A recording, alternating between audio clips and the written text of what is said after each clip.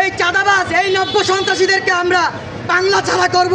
বাংলাদেশের এরকম পরিস্থিতি হয়েছে কোনো স্বাধীন বলতে কিছু চাই। আমি জানতাম বাসাতে এরকম নিরাপত্তা নেই। একটা মানুষ মেরে হাজার হাজার মানুষ থাকে, ভিডিওতে দেখতেছি, কই কথা কয় না। আর আমি ধিক্কার জানাই পাবলিকদের, যাদের সামনে এরকম ঘটনা ঘটছে ওরা তো মানুষ ছিল না। দর্শক, এই মুহূর্তে আমি আছি পুরান ঢাকার মিটফোর্ড এলাকার মিটফোর্ড হাসপাতালের ৩ নম্বর গেটের ঠিক সামনে, যে স্থানে ব্যবসায়ী সোহাগকে নির্মমভাবে হত্যা করা হয়েছিল।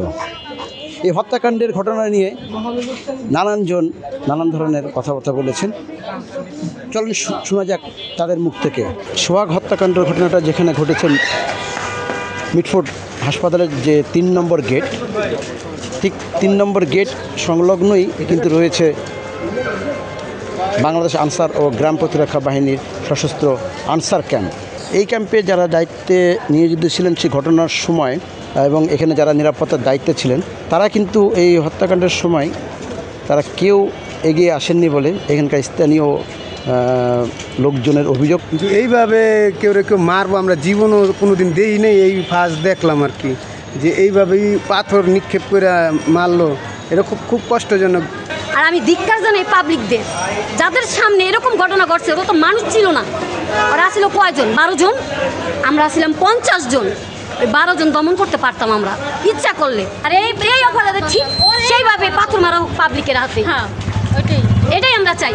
আর ভিডিওতে দেখছি যে একটা মানুষেরা কীভাবে মারতেছে, যেভাবে পাথর দিয়ে মারতেছে, এভাবে মানুষের মারে না। যদি মানুষ হতো তাহলে মানুষ মারতো না। এইগুলো মানুষেরা কী করতে জানেন, রাস্তার ভিতরে হালাইয়া পাথর দিয়ে পিটিয়ে আবার মারতে হয়, তাহলে জনগণ দেখতে অবশ্যই শাস্তি পাইত। বাংলাদেশের এরকম পরিস্থিতি হয়েছে কোনো স্বাধীন বলতে কিছু চাই। আমি জানতাম বাসাতে এরকম কোনো নিরাপত্তা নেই। এরকম কোনো নিরাপত্তা আছে? কই বলতে পারবেন কোনো নিরাপত্তা আছে? কী স্বাধীন পাইলাম আমরা দেশ করে? একটা মানুষ মেরে হাজার হাজার মানুষ থাকে, ভিডিওতে দেখতেছি, কই কথা কয় না। ওকে, আমাদের এখানে হত্যাকাণ্ডটা হয়েছে 9 তারিখ বিকালবেলা আসরের পর।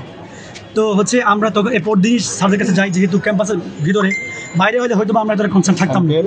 তো স্যারদের কাছে আমরা যাই যে স্যার আমাদের এই যে এন্ট্রি পয়েন্টে, এটা হচ্ছে আমাদের মেন এন্ট্রি পয়েন্ট। সামনে একটা হোস্টেল আছে আলাদিন ছাত্রাবাস, সেখানে ফার্স্ট আর সেকেন্ড ইয়ারে থাকে।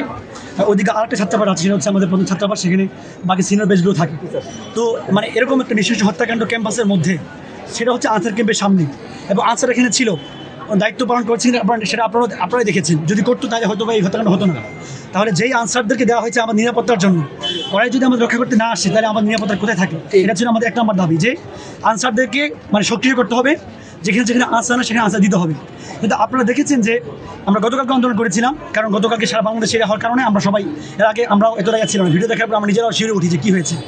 তখন স্যাররা বলেছেন যে প্রত্যেকটা এন্ট্রি পয়েন্টে নিরাপদ নিশ্চিত করবে। কিন্তু আমরা দেখেছি গতকালকেও সারাদিন এখানে, এটা তো ক্রাইম সিন ছিল একটা, সারাদিন বহিরাগতরা দিয়েছে। তো এটা হাসপাতাল, একটা সিকিউর প্লেস, সেখানে যদি এইভাবে বহিরাগত 24 ঘন্টা চলতেই থাকে। এবং আপনারা এটাও জানবেন যে ওই দিন রাত্রেবেলাও এই ঘটনা ঘটার পরেও বহিরাগতরা এসে ক্যাম্পাসে এসেছে, গিটার দিয়ে গান টান গিয়েছে, অনেকে এখানে মাদক সেবন করে, সবাই দেখেছি। আমরা চাই আমাদের ক্যাম্পাসটা যেন সিকিউর থাকুক। আমাদের কোনো এছাড়া জাস্ট আমরা একটা সিকিউর ক্যাম্পাস চাই। আমাদের কোনো দলীয় আমাদের কনসার্ন নেই, কোনো দলীয় আজকেরও আমরা এখানে আসি নাই। আমরা নিরাপদ একটা ক্যাম্পাস চাই। সারা বাংলাদেশে অনেক কিছু হয়, আমি সেখানে এগুলো কথাবার্তা বলি না। যখন দেখি যে আমাদের ক্যাম্পাসের মধ্যে আনসারদের থাকা অবস্থাতেই যদি এরকম হয়, আর আপনারা জেনে থাকবেন যে এটা আসলে একদিনের ব্যাপার না। মাঝে মাঝে এরকম রোগী আত্মীয়-স্বজনরা এসে হাসপাতাল ভাঙচুর করে, ডাক্তারদের উপর চড়াও হয়, তখন আনসারে দাঁড়িয়ে থাকে। এই চাঁদাবাজ এই নব্য সন্ত্রাসীদেরকে আমরা বাংলা ছাড়া করব। চাঁদাবাজদের ঠিকানা এই বাংলা কখনোই হবে না। আমরা পুরান ঢাকার প্রত্যেকটা সচেতন নাগরিককে বলতে চাই, টাটা চাঁদাবাজিরা যত বড় গ্রুপ হোক, যত শক্তিশালী গ্রুপ হোক, যত বড় সন্ত্রাসী গ্রুপ হোক, তাদের বিরুদ্ধে আপনারা ঐক্যবদ্ধভাবে লড়াই তৈরি করুন। পুরান ঢাকার ব্যবসায়ী সোহাগ হত্যাকাণ্ড নিয়ে সর্বশেষ অবস্থা আপনাদেরকে জানালাম। আমি এতক্ষণ ছিলাম আবু রাসেল আপনাদের সাথে।